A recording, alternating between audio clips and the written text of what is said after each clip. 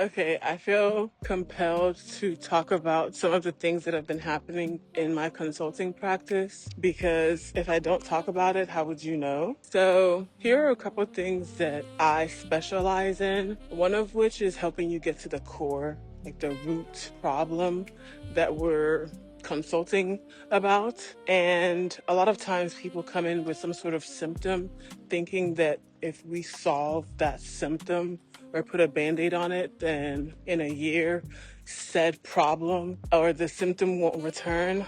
So I don't work that way. I have a very different, almost like a matriarchal approach to business consulting. And my area of expertise, funny enough, and it's funny because of how it shows up in my own life, but my area of expertise is in operational efficiency, system optimizations, and things like that. But I don't ever get to that point until there's a foundational layer established, and that foundation has a lot to do with who you are as a client before we even talk about your business, right? So what your ideal scenario looks like has to be completely almost drawn out and then mapped to where we currently are. We're able to identify the gaps instantly and then focus on the highest leverage opportunity. And that's different for everybody. So two clients might come in with a surface level symptom that are identical, but the approach is usually different because of that mapping of the ideal, identification of the current, and then kind of attacking that leverage, that highest leverage opportunity. So that's one thing, right, within my consultancy that's different. So if you have some sort of operational hiccup, you feel like maybe you have all the pieces, but for some reason you're just not advancing. You feel like maybe you have a bunch of tools or the system's just not clicking. Like maybe you think maybe it's working for somebody else, but it's not working for you. You probably just need a custom system. You need that foundation to be outlined first. So that's one thing. The second thing is, so I'm African, I'm Nigerian.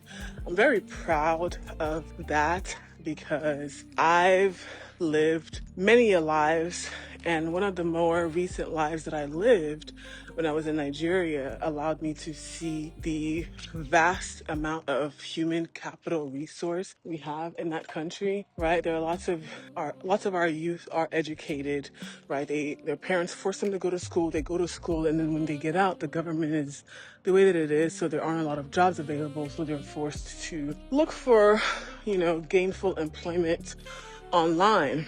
And that's where people like me come in. We provide said gainful opportunities. So some of my clients, after we've identified one problem or we've built, some sort of solution, the next step, especially if you want freedom in your life as a business owner, is to have somebody manage what we just built. So you can need a graphic designer to do stuff on a monthly basis or a weekly basis or a daily basis, depending on what your business is. You could need a developer, right? Especially if you built an app or something, some sort of software for you. You could need a social media manager. You could need a personal assistant. There are so many different roles that I help clients here in the Americas fill with well-vetted, highly educated individuals in Africa, specifically the youth. I am passionate about getting them jobs, finding them opportunities, giving them ways to just kind of broaden their horizon, increase their knowledge base, just get more real world or like global experiences and opportunity, because you really never know what that does in the life of somebody who's living in Nigeria, who maybe doesn't have light every day, who's responsible for getting their entire family out of poverty, who probably hasn't had, a decent meal in a while, but yet are wildly intelligent and incredibly capable, right? So I'm really passionate about finding them job opportunities. So that's one. Those are two things that I feel like are really special about my practice that I never talk about, and I'm using this opportunity to mention. So if you care about any of those two things, then I'm probably the type of consultant you want to work with. Whether you are a startup founder, a solo creator, or you do have a small business with a team, and maybe you're looking to either scale up or scale down, either direction, right? I have the resources and I guess the wherewithal to be able to assist. So yeah, I love the two-pronged impact approach, being able to be impactful to my clients on one side, and then I guess on the other side with the cross-border staffing is a more global, it's more global in that way. It's a broader impact scope. I have a big goal where that's concerned, and it's just one of those things that will slowly unfold as time goes on. I'm going up a hill. But yeah, things like this, is what I really enjoy about being an entrepreneur. Working for myself in a way that is working for others.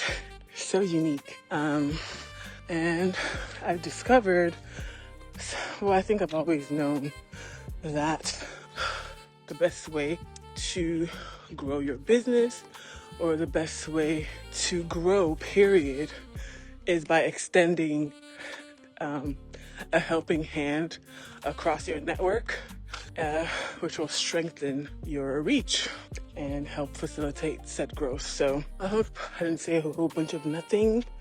The whole point of the video, because I was taking my walk and scrolling as one does, and I saw somebody's video who had said that if you're smart and poor, or smart but poor, then you have an ego problem. And he was explaining how a lot of times we think ego problems look one way. It's not a one size fits all, because an ego problem could be somebody who just does not talk about their things, their accomplishments, their work.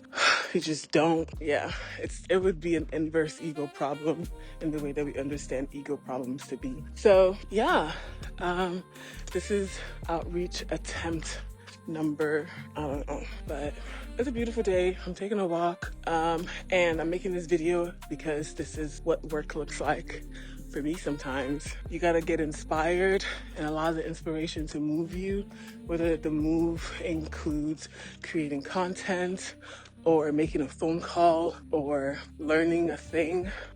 You just allow the inspiration to move.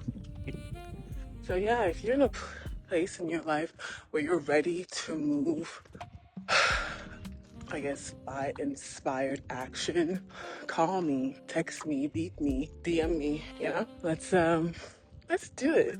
Life is so short for you to have lived the entirety of it, A, not being impactful, and B, not taking those inspired acts that advance you closer to your desired outcome. So